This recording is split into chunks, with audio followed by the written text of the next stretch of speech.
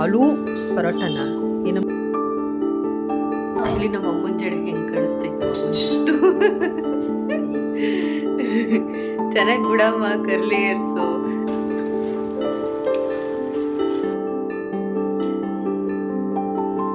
Hi ಎಲ್ರಿಗೂ ನಮಸ್ಕಾರ. ನಾನು ನಿಮ್ಮ Preethi Aishwarya. Welcome to my YouTube channel. ಇವತ್ತು ಬೆಳಗ್ಗೆಯಿಂದ ವಿಡಿಯೋನ ಶುರು ಮಾಡ್ತಾ ಇದ್ದೀನಿ. ಆ್ಯಕ್ಚುಲಿ ಬೆಳಗ್ಗೆ ಎದ್ದ ತಕ್ಷಣ ಒಂದು ಗ್ಲಾಸ್ ಬೆಚ್ಚಗಿರೋಂಥ ನೀರು ಕುಡಿದ್ಬಿಟ್ರೆ ಏನೋ ಒಂಥರ ಮನಸ್ಸಿಗೆ ಸಮಾಧಾನ. ಆ್ಯಕ್ಚುಲಿ ಇದು ಒಂದು ಒಳ್ಳೆ ಹ್ಯಾಬಿಟ್ ಅಂತಲೇ ಹೇಳ್ಬೋದು. ನಾವು ಬೆಳಗ್ಗೆ ಎದ್ದ ತಕ್ಷಣ ಕಾಫಿ, ಟೀ, ಹಾಲು ಇದೆಲ್ಲದಕ್ಕಿಂತ ಫಸ್ಟು ಒಂದು ಗ್ಲಾಸ್ ನೀರು ಕುಡಿದ್ರೆ ನಮ್ಮಲ್ಲಿರುವಂಥ ಟಾಕ್ಸಿಕ್ ಎಲ್ಲ ಆಚೆ ಹೋಗಿ ನಮ್ಮದು ಹೆಲ್ತ್ ಕೂಡ ಚೆನ್ನಾಗಿರುತ್ತೆ, ನಮ್ಮ ಸ್ಟೊಮಕ್ ಡೈಜೆಷನ್ ಸಿಸ್ಟಮ್ ಕೂಡ ಚೆನ್ನಾಗಿರುತ್ತೆ.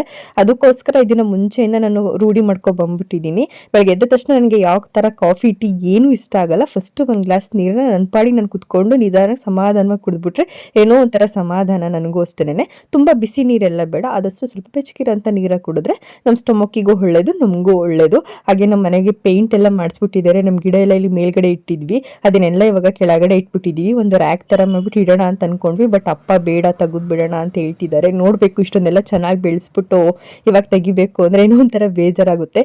ಇವಾಗ ತಾನೇ ಚಿಕ್ಕ ಚಿಕ್ಕ ರೋಸಸ್ ಎಲ್ಲ ಬಿಡ್ತಾ ಇತ್ತು, ಮತ್ತು ಕನಕಾಂಬ್ರ ಹೂವು ಎಲ್ಲ ಬಿಡ್ತಾ ಇತ್ತು.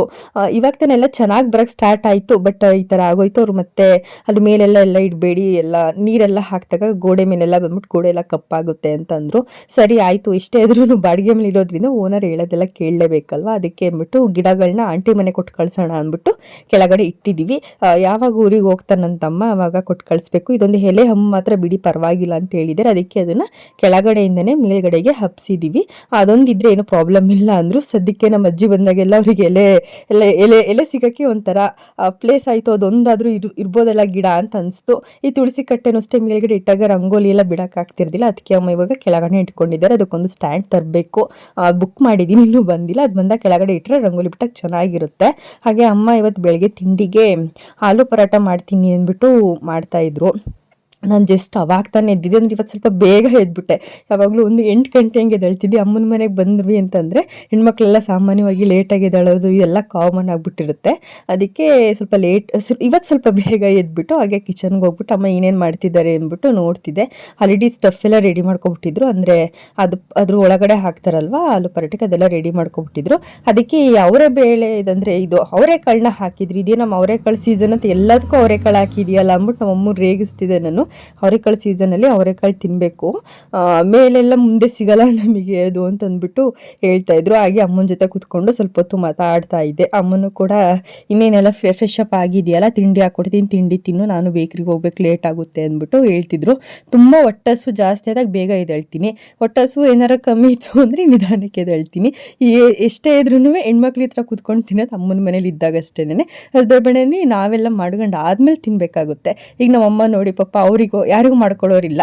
ನಾನು ಫ್ರೀ ಆಗಿದ್ದಾಗ ನಾನು ಮಾಡ್ಕೊಡ್ತೀನಿ, ಇಲ್ಲ ಅಂತಂದರೆ ಅಮ್ಮ ಅವರೇ ಮಾಡ್ಕೊಂಡು ತಿಂತಾರೆ. ಅವ್ರು ಅದನ್ನೇ ಹೇಳ್ತಾಯಿದ್ರು. ಮದುವೆ ಆದಮೇಲೆ ಮುಗೀತು ಅಲ್ಲಿಗೆ, ನಾವೆಲ್ಲರಿಗೂ ಕೊಟ್ಬಿಟ್ಟು ಆಮೇಲೆ ತಿನ್ನಬೇಕು, ಈಗ ನನ್ನೇ ನೋಡು ಅಂದ್ಬಿಟ್ಟು ಹೇಳ್ತಾಯಿದ್ರು. ನಾನು ಫಸ್ಟ್ ಟೈಮ್ ಇದು ಆಲೂ ಪರೋಟನ ಟ್ರೈ ಮಾಡಿದ್ದೆ. ಆ್ಯಕ್ಚುಲಿ ನಿಜವಾಗ್ಲೂ ಚೆನ್ನಾಗಿತ್ತು.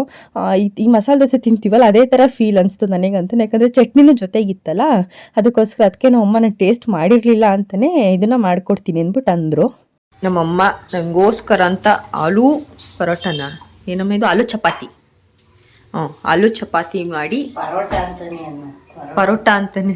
ಅಂದರೆ ಪರೋಟ ಅಂದರೆ ಅದೇ ಮೈದಾದಲ್ಲಿ ಮಾಡ್ತಾರಲ್ಲ ಅದು ತಾನೇ.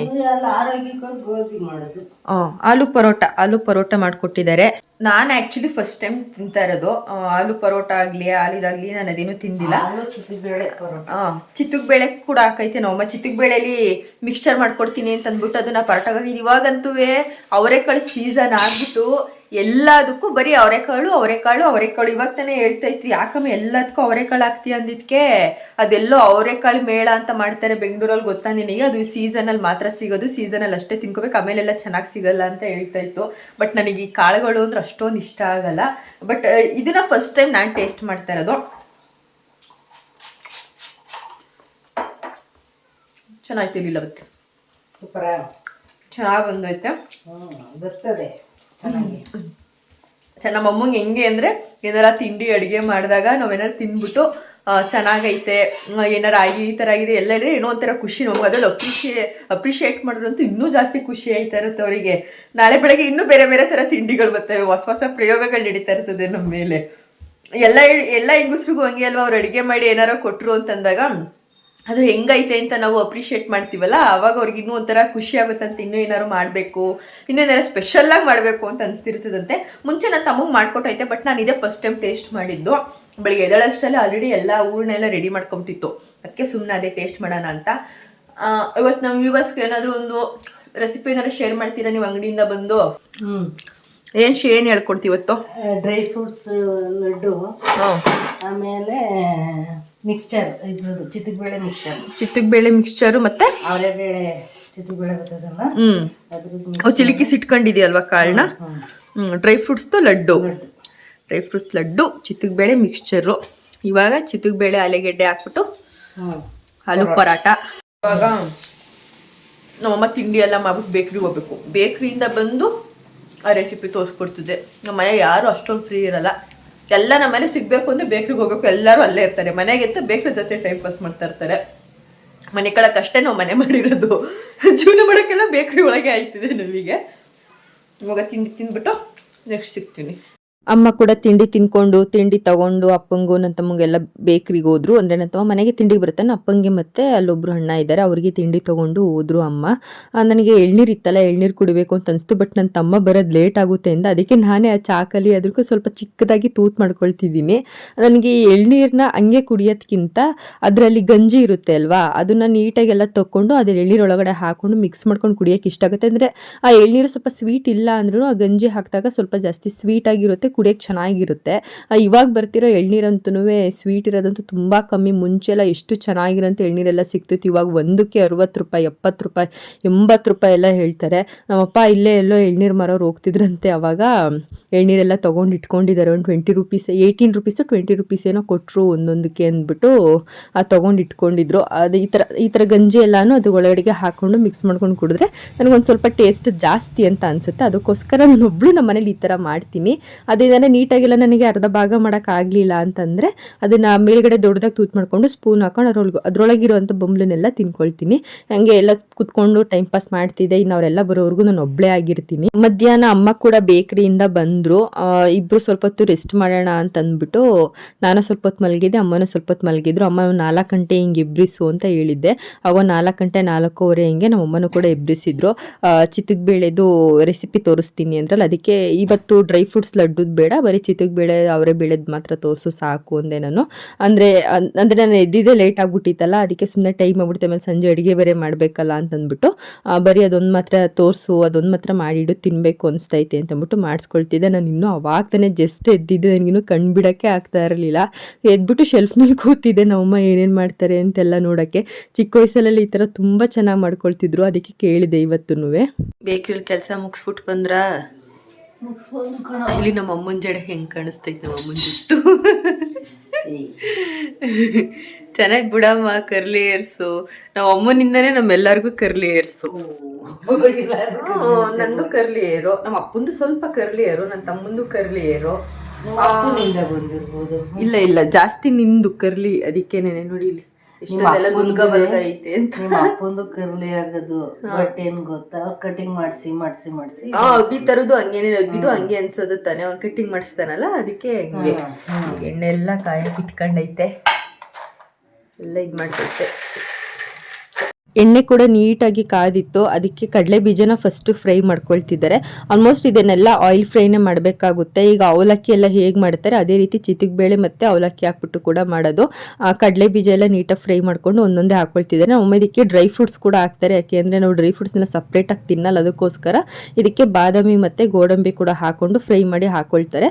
ನಿಮ್ಮ ಮಕ್ಳು ಏನಾರ ಸಪ್ರೇಟಾಗಿ ಬಾದಾಮಿ ಗೋಡಂಬಿ ಎಲ್ಲ ತಿನ್ನಲ್ಲ, ಮತ್ತು ಇದಕ್ಕೆ ಕುಂಬಳಕಾಯಿ ಬೀಜ ಹಾಗೆ ಸೂರ್ಯಕಾಂತಿ ಬೀಜ ಕೂಡ ಹಾಕೋಬೋದು. ಸಪ್ರೇಟ್ ಕೊಟ್ರಂತೂ ಯಾರು ತಿನ್ನಲ್ಲ, ಅದಕ್ಕೆ ಈ ಥರ ಫ್ರೈ ಮಾಡಿಬಿಟ್ಟು ಇದಕ್ಕೆ ಮಿಕ್ಸ್ ಮಾಡಿಬಿಟ್ರೆ ಚೆನ್ನಾಗಿರುತ್ತೆ ಟೇಸ್ಟು. ಎಲ್ಲಾನು ಒಂದೇ ಸಲ ನಾವು ತೊಗೊಂಡಂಗೆ ಆಗುತ್ತೆ, ಇಂಟೇಕ್ ಮಾಡ್ದಂಗೆ ಆಗುತ್ತೆ ಅಂದ್ಬಿಟ್ಟು ನಮ್ಮಮ್ಮ ಈ ಥರ ಒಂದು ಐಡಿಯಾ ಮಾಡ್ತಾರೆ. ಏನೇ ಆದರೂ ಸರಿ ಅದಕ್ಕೆ ಸ್ವಲ್ಪ ಡ್ರೈ ಫ್ರೂಟ್ಸ್ ಮಿಕ್ಸ್ ಮಾಡ್ತಾರೆ.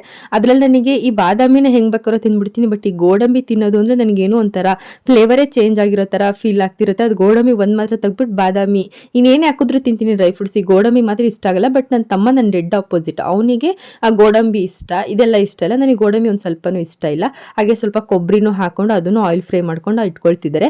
ಡೈರೆಕ್ಟ್ ಎಣ್ಣೆ ಒಳಗೆ ಹಾಕ್ಬೋದಿತ್ತು, ಅದೆಲ್ಲ ಎತ್ತ ಕಷ್ಟ ಆಗುತ್ತೆ ಅಂತ ಅಂದ್ಬಿಟ್ಟು ಆ ಥರದೊಂದು ಜಾರಡಿಗೆ ಹಾಕೊಂಡಿದ್ದಾರೆ. ಹಾಗೆ ಕಡಲೆನೂ ಕೂಡ ಹಾಕ್ತಿದ್ದಾರೆ, ತುಂಬ ಕಮ್ಮಿ ಇಂಗ್ರೀಡಿಯೆಂಟ್ಸು. ಆಮೇಲೆ ಇದಕ್ಕೆ ಸ್ವಲ್ಪ ಅವಲಕ್ಕಿ ಹಾಕ್ಬೇಕಂದ್ರೆ ಇದು ಸ್ವಲ್ಪ ಪುರಿ ಪುರಿ ಥರ ಟೇಸ್ಟ್ ಕೊಡುತ್ತೆ. ನೋಡಿ ಎಷ್ಟು ಬೇಗ ಅಳ್ಕೊಬಿಡ್ತು ಅಂತ ಅಂದ್ಬಿಟ್ಟು ಅಕ್ಕಿಗೆ ಸಮಾನ ಅವಲಕ್ಕಿ ಅಂತಾರೆ ನೋಡಿ, ಆ ಥರ ಪುರಿ ಪುರಿ ಥರ ಟೇಸ್ಟ್ ಕೊಡುತ್ತೆ ಇದು. ಅದನ್ನು ಸ್ವಲ್ಪ ಹಾಕೊಂಡು ಅದೇ ಚೆನ್ನಾಗಿ ಹರಳೋದ ಮೇಲೆ ಅದನ್ನು ಕೂಡ ಮಿಕ್ಸ್ ಮಾಡ್ಕೊಳ್ತಿದ್ದಾರೆ. ಇದನ್ನು ಬರೀ ಅವಲಕ್ಕಿಲೂ ಕೂಡ ಮಾಡ್ಕೋಬೋದು, ಚಿತ್ತಗಬೇಳೆ ಇಲ್ಲ ಅಂತಂದರೆ. ಚಿತ್ತಗಬೇಳೆ ಹಾಕೊಂಡ್ರೆ ಇನ್ನೂ ಸ್ವಲ್ಪ ಟೇಸ್ಟು ಡಬಲ್ ಆಗುತ್ತೆ. ಆವಾಗ ಅವಲಕ್ಕಿ ಮಿಕ್ಸ್ಚರ್ ಆಗುತ್ತೆ. ಇವಾಗ ಹಾಕೊಂಡ್ರೆ ಚಿತ್ತಗಬೇಳೆ ಮಿಕ್ಸ್ಚರ್ ಆಗುತ್ತೆ. ಅದಕ್ಕೆ ಇವಾಗ ನೋಡಿ ಸೂರ್ಯಕಾಂತಿ ಬೀಜ ಮತ್ತು ಇದ್ರದ್ದು ಕುಂಬಳಕಾಯಿ ಬೀಜ ಕೂಡ ಹಾಕ್ತಿದ್ದಾರೆ. ಇದು ಎರಡು ಮಿಕ್ಸ್. ನಮ್ಮಮ್ಮಂಗೆ ಡ್ರೈ ಫ್ರೂಟ್ಸ್ ಎಲ್ಲ ಜಾಸ್ತಿ ಇರಬೇಕು. ಯಾವುದೇ ಒಂದು ಏನಾರು ಅಡುಗೆ ಮಾಡ್ತೀವಿ ಅಂತಂದ್ರೂ ಅದಕ್ಕೆ ಏನಾರು ಒಂದು ಡ್ರೈ ಫ್ರೂಟ್ಸ್ ಹಾಕಿರ್ತಾರೆ, ಬಟ್ ಅದು ನಮಗೆ ಗೊತ್ತೇ ಆಗಲ್ಲ. ಲಾಸ್ಟಿಗೆ ನಾವು ಅವರೆಕಾಳನ್ನ ಹಾಕ್ಕೊಂಡು ನೀಟಾಗಿ ಸ್ವಲ್ಪ ಡೀಪ್ ಫ್ರೈ ಮಾಡಬೇಕು. ಯಾಕಂದರೆ ಅವರೆಕಾಳು ಸ್ವಲ್ಪ ಜಾಸ್ತಿ ಬೇಯಬೇಕಲ್ವ, ಅದಕ್ಕೋಸ್ಕರ ಅದೊಂದನ್ನು ಮಾತ್ರ ಚೆನ್ನಾಗಿ ಬೇಯಿಸ್ಕೋಬೇಕು. ಫಸ್ಟ್ ಇದೆಲ್ಲ ಸ್ವಲ್ಪ ಎಲ್ಲ ಬೇಯಿಸ್ಕೊಂಡು ಫ್ರೈ ಮಾಡಿ ತೆಗೆದಿಟ್ಕೊಬಿಟ್ರೆ ಆಗುತ್ತೆ. ಲಟ್ ಲಟ್ ಅನ್ಬೇಕು ಅವು ಬೆಂದವೆ ಅಂತ. ಕರಮ್ ಕರಮ್ ಅಂದ್ರೆ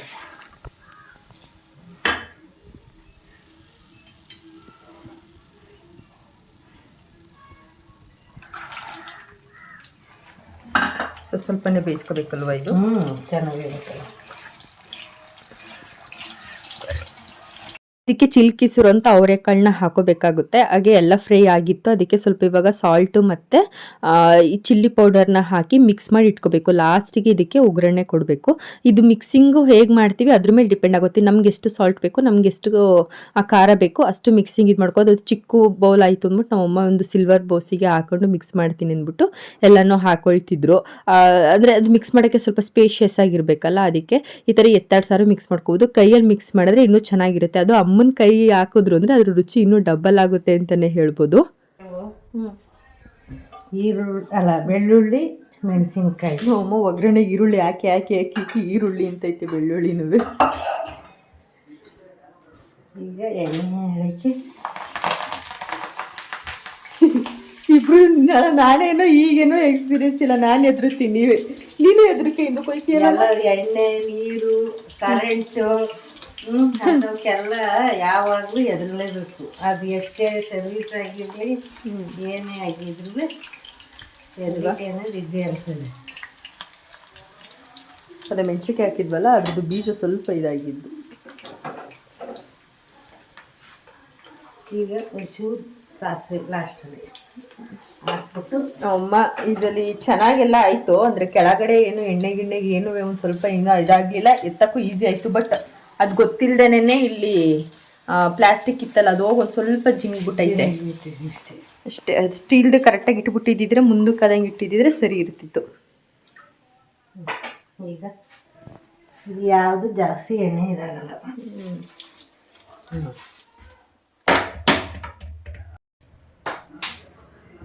ಒಗ್ಗರಣೆ ಎಲ್ಲ ಹಾಕಾಯ್ತು. ಈಗ ಇನ್ನೊಂದು ಸಲ ಇದಕ್ಕೆ ಮಿಕ್ಸ್ ಕೊಟ್ಕೋಬೇಕು. ನಮ್ಮಮ್ಮ ಯಾವ ಸ್ಪೂನ್ ತಗೊಳ್ಳೋದು ಅಂತ ಯೋಚನೆ ಮಾಡ್ತೈತಿ. ಅಲ್ಲಿ ಅಷ್ಟೊಂದೇ ತಗೊಂಡ್ರೆ ಹಂಗೆ ಯೋಚನೆ ಮಾಡಂಗೆ ಆಯ್ತದೆ ಲೀಲು.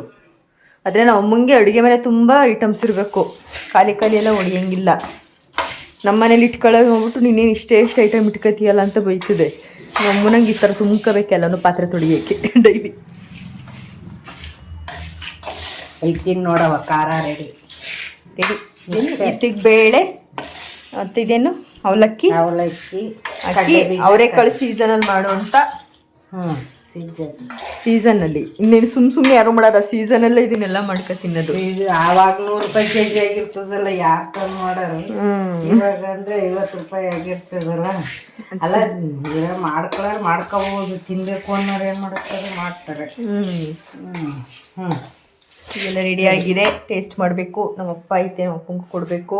ನಮ್ಮಮ್ಮ ನಿಂಗೆ ಫೋಟೋ ತಕ್ಕತ್ತೀನಿ ಬಿಡಮ್ಮ ಅಂದರೆ ಪಾಪ ತುಂಬ ಜೈಮನ್ ಕಲ್ದಿಂದ ಇಟ್ಟಿದ್ದು ಮಡಿಕೆ ತಂದ್ಬಿಟ್ಟು ಒಬ್ಬ ಮೆಣಸಿನ್ಕಾಯಿ ಎಲ್ಲ ಇಡ್ತೈತೆ. ಡೆಕೋರೇಷನ್ ಮಾಡ್ತೀನಿ ನಾನು ಫೋಟೋಗೆ ಅಂದ್ಬಿಟ್ಟು, ಇದ್ಯಾವ್ದಾರ ಡೆಕೋರೇಷನ್ ಮಾಡಕ್ಕೆ ಎಷ್ಟು ಬೆಳ್ಳುಳ್ಳಿ ಇಟ್ಬಿಟ್ಟು ಇದು ಮಾಡೋದು. ಎಲ್ಲದು ಸೇರಿದೆ ಅಂತ. ಓ ಹಿಂಗೆ ಏನೇನು ಹಾಕಿದೆ ಇದೆಲ್ಲ ಇಡ್ತೀಯ ಈಗ?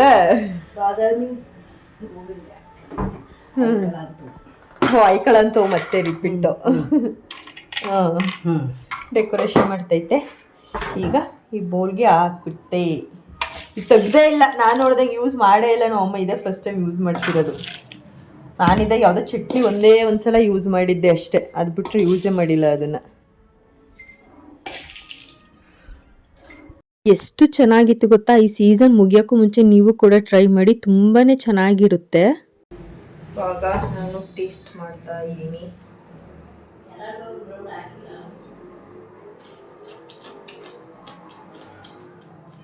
ಸಖತ್ತಾಗಿ ಬಂದಿತ್ತು. ಸ್ನ್ಯಾಕ್ಸಿಗಂತೂ ಕರೆಕ್ಟಾಗಿ ಮ್ಯಾಚ್ ಅಂತಲೇ ಹೇಳ್ಬೋದು. ನಮ್ಮ ತಾತ ಚಿಕ್ಕ ವಯಸ್ಸಲ್ಲಿ ನಮಗೆ ಈ ಥರ ಎಲ್ಲ ಮಾಡ್ಕೊಳ್ತಿದ್ರು. ಅಂದರೆ ಈ ಕಡಲೆಪುರಿ ಒಗ್ಗರಣೆನೇ ನಮ್ಮ ತಾತ ತುಂಬ ಚೆನ್ನಾಗಿ ಮಾಡ್ತಿದ್ರು ಚಿಕ್ಕ ವಯಸ್ಸಲ್ಲಿ. ಅದನ್ನ ಎಷ್ಟು ಖುಷಿಯಿಂದ ತಿಂತಿದ್ವಿ ಗೊತ್ತಾ. ಅದನ್ನೆಲ್ಲ ಇವಾಗ ಮಿಸ್ ಮಾಡ್ಕೊಳ್ತಿದ್ದೀನಿ ಅಂತ ಅನ್ಸುತ್ತೆ. ಹಾಗೆ ಅಪ್ಪನೂ ಕೂಡ ಬಂದಿದ್ರು, ಅವರು ಕೂಡ ಫ್ರೆಶ್ ಅಪ್ ಆಗ್ಬಿಟ್ಟು ಬರ್ತೀನಿ ಅಂತ ಹೋಗಿದ್ರು. ಅವರು ಕೂಡ ಬಂದು ಎಲ್ಲರೂ ಕೂಡ ಕುತ್ಕೊಂಡು ತಿಂತಾ ಇದ್ವಿ. ಈ ಥರ ನಾವು ಬೇಕ್ರಿಯಲ್ಲೇ ಜಾಸ್ತಿ ಟೈಮ್ ಸ್ಪೆಂಡ್ ಮಾಡಿದ್ರು ಮನೆಗೆ ಬಂದಾಗ ಈ ಥರ ಚಿಕ್ಕ ಚಿಕ್ಕ ಟೈಮ್ ಸ್ಪೆಂಡ್ ಮಾಡೇ ಮಾಡ್ತೀವಿ. ಆಮೇಲೆ ನಾವು ಮಾರ್ನಿಂಗ್ ಟೈಮ್ ಜಾಸ್ತಿ 4 ಜನ ಕುತ್ಕೊಂಡು ಮಾತಾಡೋದು. ಐ ಹೋಪ್ ಈ ವಿಡಿಯೋ ನಿಮಗೆಲ್ಲ ಇಷ್ಟ ಆಗಿದೆ ಅಂತ ಅಂದ್ಕೊಳ್ತೀನಿ. ಇನ್ಮೇಲೆ ಡೈಲಿ ವೀಡಿಯೋಸ್ನ ಮಾಡೋಕ್ಕೆ ಟ್ರೈ ಮಾಡ್ತೀನಿ. ತುಂಬ ಗ್ಯಾಪ್ ಆಗ್ತಿದೆ ಅಂತ ಗೊತ್ತಾಗ್ತಿದೆ, ಬಟ್ ಇನ್ನು ಕಂಟಿನ್ಯೂಸ್ ಆಗಿ ನಾವು ವೀಡಿಯೋಸ್ ಮಾಡಬೇಕು ಅಂತ ಅಂದ್ಕೊಂಡಿದ್ದೀನಿ. ನೋಡಬೇಕು ಏನಾಗುತ್ತೆ ಅಂತ ಗೊತ್ತಿಲ್ಲ, ಬಟ್ ಆದಾಗೆಲ್ಲ ಮಾಡಿ ಹಾಕ್ತಾ ಇರ್ತೀನಿ. ನೆಕ್ಸ್ಟ್ ಒಂದು ಹೊಸ ವಿಡಿಯೋ ಜೊತೆ ನಿಮ್ಮ ಮುಂದೆ ಬರ್ತೀನಿ. ಅಲ್ಲಿವರೆಗೂ ಟೇಕ್ ಕೇರ್, ಬಾಯ್.